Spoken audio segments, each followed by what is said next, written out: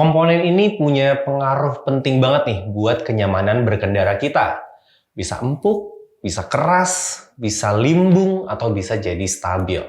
Yes, kali ini kita akan bahas suspensi. Penasaran? Check this out!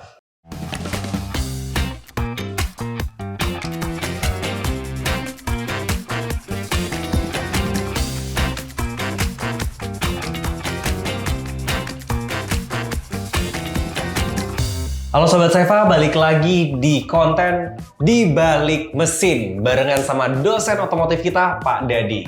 Sehat ya Pak ya? Alhamdulillah. Alhamdulillah sehat. Alhamdulillah Pak. Kali ini kita gangguin Pak Dadi di ruangannya Pak Dadi nih. Jadi izin ya Pak ya, kita ngobrol-ngobrol di sini. Bayar ya? Apa? Bayar. Oh nanti bisa langsung ke tim-tim ini. Oke, kali ini kita mau bahas soal suspensi nih Pak. Karena kan ini kerjanya juga lumayan heavy ya ketika kita menggunakan si mobil. Baik digunakan maupun tidak digunakan. Si suspensi ini punya kerja yang lumayan berat.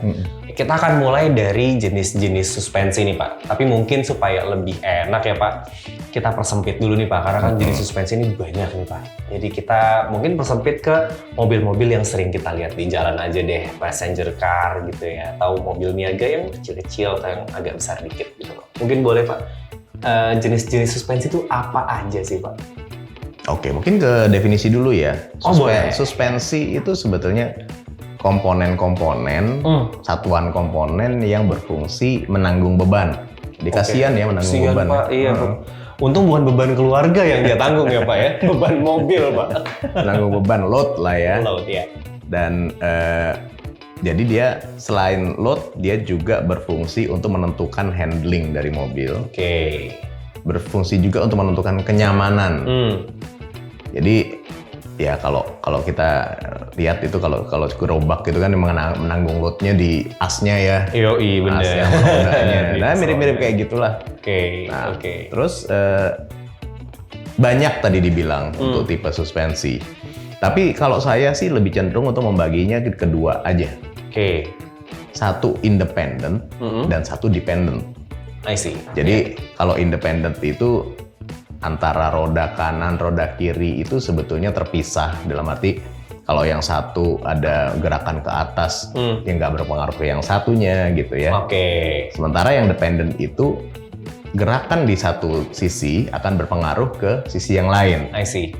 Ya. Kira-kira gitu. Tapi dibagi itu baginya banyak banget. Banyak banget. Tipenya banyak banget. Iya. Ada yang multi-link, apa segala macam lah. Multi-link, McPherson, double wishbone, per daun, lip itu spring. komponen. Itu komponen ke ya. arah sana. Oke. Jadi tuh jenisnya tuh banyak banget. Cuman supaya simple ya Pak ya pembahasannya, itu kita bagi menjadi dua tadi Pak ya. Ya. Dependent dan juga independent. Nah, tadi udah jelas. Sebenarnya ada lagi di antaranya. Semi independent. Itu orang ada yang bagi kayak gitu lah. Oke. Tapi aku lebih cenderung pakai dua itu aja. Pakai dua. Oke, sip. Pertanyaan selanjutnya nih Pak. Kalau komponen-komponennya nih Pak, antara tadi ya independent dan dependent itu apakah totally different atau mereka punya satu komponen yang sama? Ada perbedaannya, tapi ada juga yang sama. Yang jelas yang sama itu ada per atau pegas ya. Sebenarnya mau pegas daun, mau pegas Coil. Mau cuma karet doang, mau ada torsion beam, segala pokoknya yang pegas. Terus kemudian ada absorber yang sebetulnya akan bekerja sama dengan pegas, terutama untuk ya saya bilang sih harusnya kerjasama, yang satu nahan, yang satu meredam gitu. Tapi dua-duanya sebenarnya fungsinya sama, nahan dan ngeredam gitu. Cuma saling berkebalikan aja. Oke. Jadi absorber tadi mungkin lebih common nih kita ngomongnya shock breaker. Gitu ya. Atau kalau ada beberapa bengkel pinggir jalan ngomongnya shock breaker. Shock breakernya gitu. Iya. Jadi kurang lebih komponennya yang common itu ya Pak ya, si springnya, shock breaker sama ya kaki-kaki lah ya. Oke. Kaki-kaki ya, dan komponen lain kayak karetnya, bushingnya dan lain-lain gitu. Support apa segala macam. Karena itu dia Sob, tadi Pak Didi sempat mention juga bahwa nggak semua mobil tuh suspensinya pakai per ya Pak ya? Enggak. kayak mini Cooper. Cooper lama gitu ya, dia pakai Iya. rubber cone gitu. Jadi pakainya karet dia, bukan pakai per gitu. Ada lagi yang pakai dia cuma beam doang. Iya, gitu. solid Kayak- beam, kayak solid beam. Kayak misalnya yang gue ingat udah pernah punya SB3 Nah, oke, SB3. pakai beam aja. Jadi apa namanya torsion beam. Torsion beam. Terus kalau misalkan VW Beetle dia pakai bre gitu kan Iya. depannya. Pakai bre, kalau bre jadi copot ambles mobilnya gitu. Jadi emang nggak mungkin, tapi kalau untuk sekarang ya mostly ya komponennya pakai per ya Pak ya. Per. Kecuali yang air suspension. Nah, itu beda lagi tuh. Itu juga per sebetulnya. Cuman pakai balon gitu. Kayaknya pakai balon. Iya, tapi pakai balon. Itu pernah kita bahas tuh di video kita sebelumnya. Nanti dicek aja tuh. Kita udah bahas jenis cara nyeperin mobil gitu Pak ya. Macam-macam cara nyeperin mobil tuh kita bahas sempet tuh air suspension. Nanti mungkin akan disinggung sedikit nih sama Pak Dadi. Oke, tadi jenisnya udah, komponennya udah, kemudian kita masuk ke cara kerjanya nih Pak. Kalau si suspensi ini sendiri tuh cara kerjanya seperti apa sih Pak? Karena kan ada yang kemudian jadi keras, ada yang kemudian jadi empuk gitu. Dan nyaman gak nyaman, nah itu gimana tuh Pak cara kerjanya dia? Ya, prinsipnya sebetulnya si suspensi itu kita keluarkan dulu per sama absorber ya. Oke. Jadi dia fungsinya adalah memungkinkan si roda itu untuk bergerak. Naik turun. Naik turun. Ya kalau rigid kayak tadi gerobak, Iya, gitu ya. iya. Gerobak tuh nggak ada per, nggak ada apa lah ya. Nah ini bisa dimungkinkan untuk bekerja naik turun. Bahkan ada yang bisa mempertahankan cambernya pada saat Iya. naik turun gitu ya. Dan macam-macam itu tadi untuk menentukan stabilitas ya sama handling ya. Shock breaker dan per itu berfungsi untuk meredam tadi getaran, meredam gerakan dari si komponen-komponen kaki-kaki. Oke. Nah, itu bekerjanya sebenarnya saling melengkapi ya. Kalau cuma per doang, ya kita tahu lah kalau shock breakernya mati, oke, empuk tapi ngayun nggak karuan Wah gitu ya. iya benar, mobilnya iya kayak naik kuda. Tapi kalau cuma pakai shock breaker doang, itu juga akan ngedoprok juga dan terus naiknya susah, berat dan lain-lain. Oke. Jadi itu sebenarnya saling Mendukung melengkapi ya, Pak, ya. Jadi tadi mereka menanggung beban dari gerakan si roda tadi. Oke, jadi ditanggung suspensi. bersama-sama Betul. Pak ya. Sesuai namanya ya, shock breaker, peredam kejut.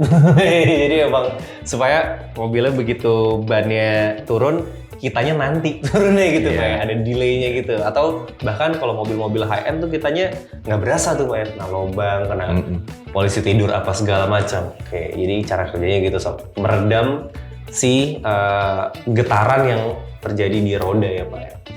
Nah, kalau misalkan mobilnya shock breaker-nya mati, atau misalkan pernya dipotong jadi tinggal pendek banget, ya udah wassalam gitu Pak ya. Ya pasti akan pengaruh ke kalau nggak comfort ya kestabilan handling Bahkan atau bisa- dua-duanya. Iya, bahkan bisa ke safety. Bisa safety Pernya juga. patah gitu Betul, tiba-tiba. betul. Bahaya banget tuh.